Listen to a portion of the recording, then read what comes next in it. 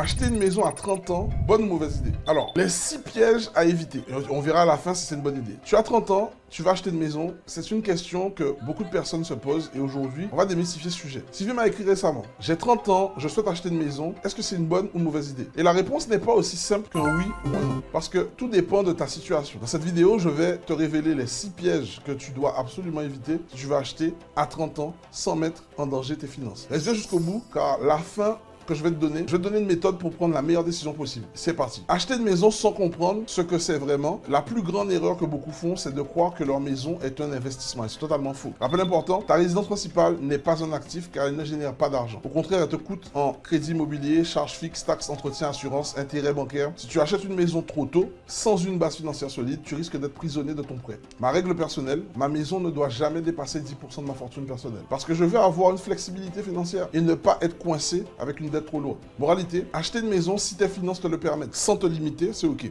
N'achète pas juste parce que c'est ce que tout le monde fait. 2.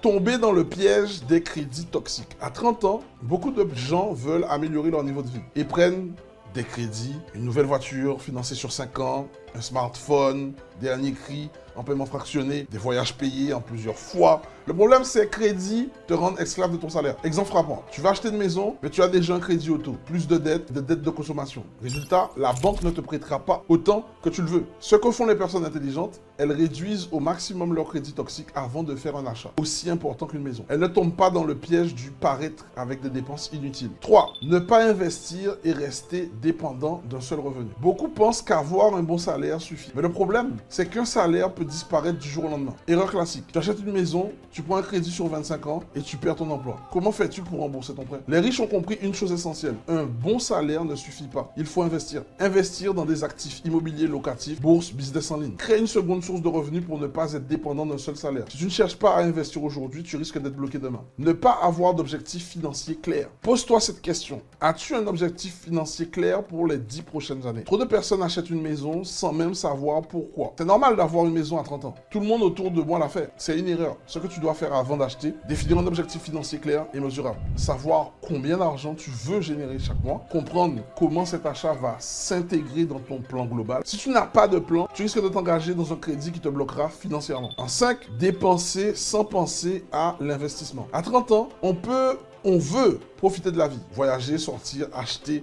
des choses qu'on aime. Le problème, les dépenses augmentent, mais les investissements restent à zéro. Regarde bien les riches. Les riches, ils dépensent pour investir. Puis, ils utilisent leur profit pour se faire plaisir. Les pauvres dépensent d'abord et investissent s'il reste de l'argent, ce qui n'arrive jamais. Moralité, avant d'acheter une maison, assure-toi que tu as déjà commencé à investir ailleurs. 6. Ne pas chercher l'indépendance financière. C'est ça.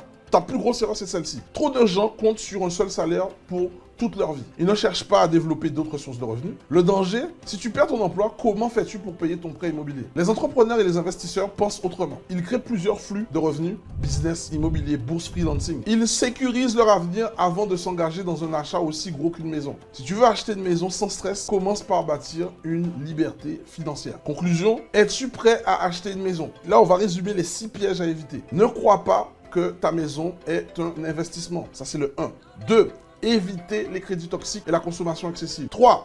Ne compte pas sur un seul revenu. Investis. 4. Aie un objectif clair en finance. 5. Ne dépense pas sans réfléchir à l'investissement. 6. Cherche à trouver l'indépendance financière avant même de t'engager dans un crédit trop lourd. Ok? Donc, si cette vidéo t'a plu, clique sur le lien en description, réserve ta place dès maintenant pour la prochaine immersion. Like cette vidéo, abonne-toi et partage-la à quelqu'un qui veut acheter une maison. On se retrouve bientôt. Arrête-toi 2 secondes, ok? Là, tu vois, changement de décor, on a mis la lumière qu'il faut parce qu'il faut que tu sois concentré sur ce que je te partage aujourd'hui. J'organise ce mois-ci le plus gros challenge de la Caraïbe et de la France hexagonale, ok? Qu'est-ce que tu vas apprendre dans ce challenge? Dans ce challenge-là, déjà, c'est simple. Je viens te donner des informations, des stratégies sur l'immobilier par rapport à toi qui as des difficultés à investir en Guadeloupe, Martinique, Guyane, avec les spécificités du marché. Notamment à toi qui es en France hexagonale, qui a du mal à lever du crédit. Que tu sois d'Afrique ou de la Caraïbe, on a les mêmes problèmes quand on va à la banque. Tu sais de quoi je parle, ok? J'ai pas envie de me faire bâcher sur YouTube. Donc je te parle de façon honnête.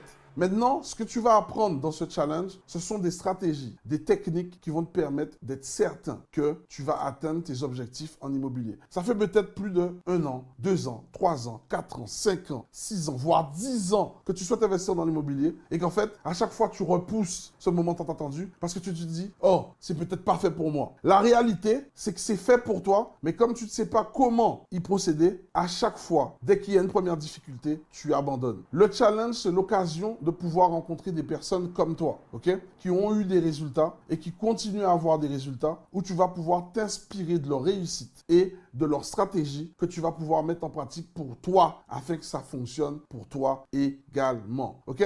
Donc, inscris-toi juste en dessous de cette vidéo. Tu verras, c'est le challenge immobilier. Simple, efficace, pas besoin de faire trop de blabla. Tu t'inscris, les places sont limitées. Ça a lieu une seule fois et c'est ce mois-ci. Donc, saisis ta place et je te recommande de prendre la place en VIP. Quand tu es en VIP, tu vas parvenir et tu vas venir à la session du dimanche. C'est ce qu'on appelle le VIPDI, où je vais pouvoir répondre à chacune de tes questions et te donner le plan d'action qui est spécifique à toi. Parce qu'on n'a pas la même vie, on n'a pas la même enfance, on n'a pas les mêmes objectifs de vie. Je vais te donner le plan d'action qui correspond à ton profil. Donc, n'attends plus, clique sur le lien juste en dessous et j'ai hâte de te voir à ce challenge qui a lieu ce mois-ci. C'était Will du mouvement Lionnage. Le but, c'est d'émanciper la communauté afro-caribéenne grâce à ce type de vidéo. On se voit plus tard. Ciao.